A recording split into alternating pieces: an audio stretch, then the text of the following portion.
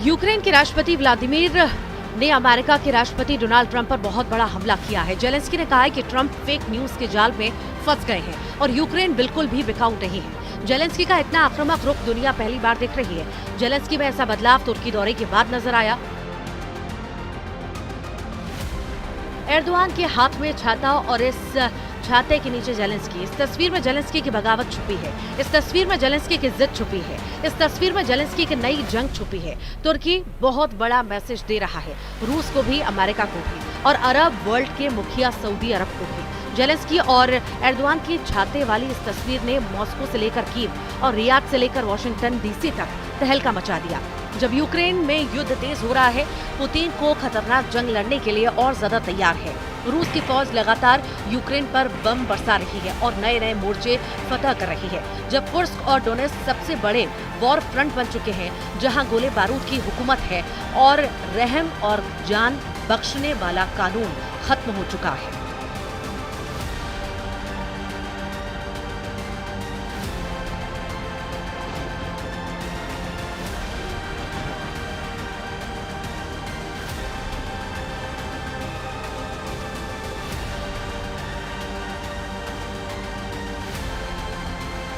तब यूक्रेन को बचाने के लिए नेटो की सेनाएं यूरोप का मोर्चा मजबूत कर रही हैं, क्योंकि फ्रांस, ब्रिटेन और जर्मनी को इस बात का पता चल गया है कि पुतिन अब नेटो का धुआं धुआं करने को तैयार है। पुतिन ने अपनी डिक्शनरी से सीज फायर वाला शब्द मिटा दिया है और अब पुतिन ने यूक्रेन को पूरी तरह से रौंदने के बाद यूरोप की तरफ आंख गड़ा ली है। अब जेलेंस्की और एर्दोआन की मुलाकात तुर्की में हो रही थी, तब युद्ध कैसा चल रहा था उसके वीडियो डोनाल्ड ट्रंप की गलतफहमी दूर कर सकते हैं।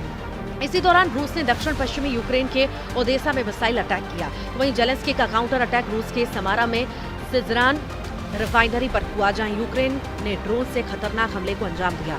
यानी जेलेंस्की तुर्की को तुर्की से बड़ा हौसला मिला है और यूक्रेन का युद्ध रोकने का नाम नहीं लेगा। इस बात की गारंटी जेलेंस्की से भी मिल रही है और पुतिन तो पहले ही बहुत ज्यादा हमलावर है।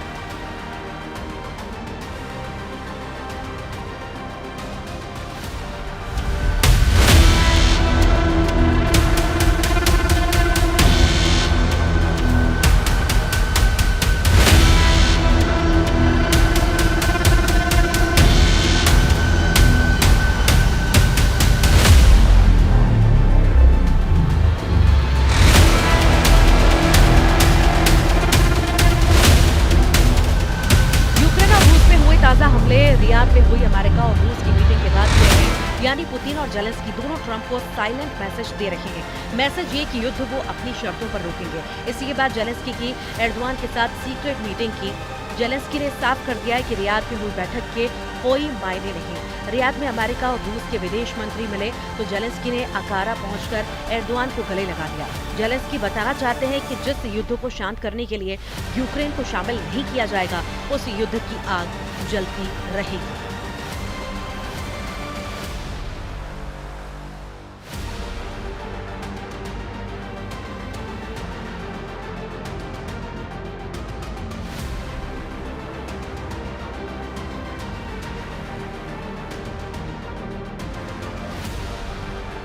अब एर्दोआन और जेलेंस्की की मीटिंग हुई तो उसमें जेलेंस्की ने पूरा दर्द सामने रखा। जेलेंस्की ने बताया कि कैसे रूस की सेना ने पूरे डॉनबास को जकड़ लिया और कैसे कुर्स्क में उनकी सेना पुतिन और उनके दोस्त किम जोंग उन की सेना से बहुत ही खतरनाक युद्ध लड़ रही है।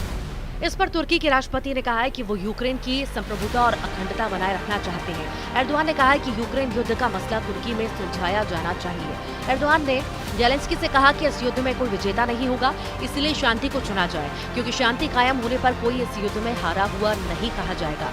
उधर तुर्की के राष्ट्रपति का कहना है कि इस युद्ध में कोई विजेता नहीं होगा, न ही शांति कायम करने पर कोई हारा माना जाएगा। हमने युद्ध के पहले दिन से ही पक्षों के बीच बातचीत से शांति बनाने की कोशिश की है।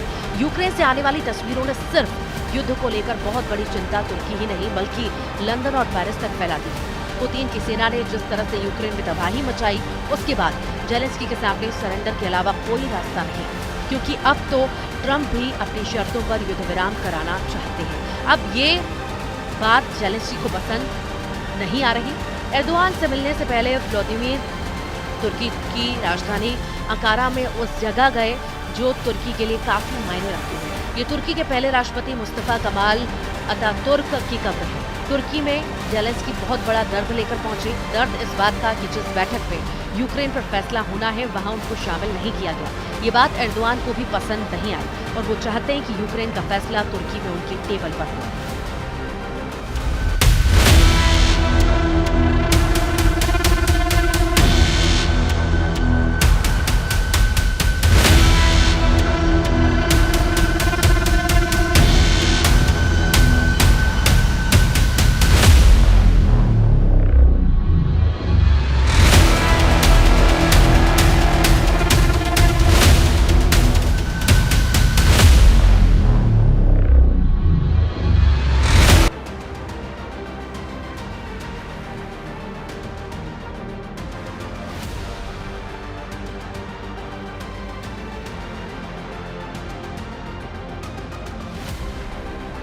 जेलेंस्की को पता है कि एर्दोआन न कुछ कर सकते हैं, इसलिए गाड़ी से उतरने और एक ही छाते के नीचे एर्दोआन के साथ राष्ट्रपति भवन की सीढ़ियां चढ़ने और इसके बाद मीटिंग हॉल में से लेकर एर्दोआन से अकेले में मिलकर जेलेंस्की ने बड़ी शिकायतें की। उनकी डिमांड बहुत साफ है, जिससे सवाल उठता है कि क्या जेलेंस्की को अब डोनाल्ड ट्रंप पर यकीन नहीं रहा। जेलेंस्की चाहते हैं कि शांति वार्ता में यूरोपीय संघ को शामिल किया जाए, तुर्की को शामिल किया जाए और ब्रिटेन भी हो, यानी रियाद में अमेरिका और रूस की बैठक को जेलेंस्की ने पूरी तरह खारिज कर दिया है।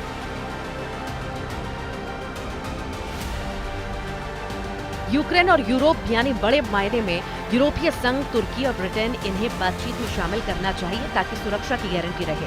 ये अमेरिका के साथ मिलकर दुनिया के इस हिस्से पर असर रखते हैं। यही इस वक्त युद्ध चल रहा है। पुतिन के युद्ध के खिलाफ जेलेंस्की इसीलिए बहुत टूटा हुआ महसूस कर रहे हैं क्योंकि यूरोप से सिग्नल नेगेटिव मिल रहे हैं। ओदेसा और खार्किव पर गिरने वाली हर मिसाइल के साथ जेलेंस्की को इस बात का यकीन हो चुका है कि डोनाल्ड ट्रंप ने पुतिन के साथ बड़ी डील कर ली है। डील ऐसी जिसका सबसे बड़ा नुकसान यूक्रेन को होगा। पुतिन ने कुर्स को लेकर फिर से मजबूत मोर्चाबंदी करना शुरू कर दी है। पुतिन का पूरा फोकस इस वक्त डॉनबास के साथ साथ कुर्स पर है क्योंकि जेलेंस्की को यहाँ पर नेटो सेना की मदद मिल रही है। ये दावा रूस बार बार कर रहा है।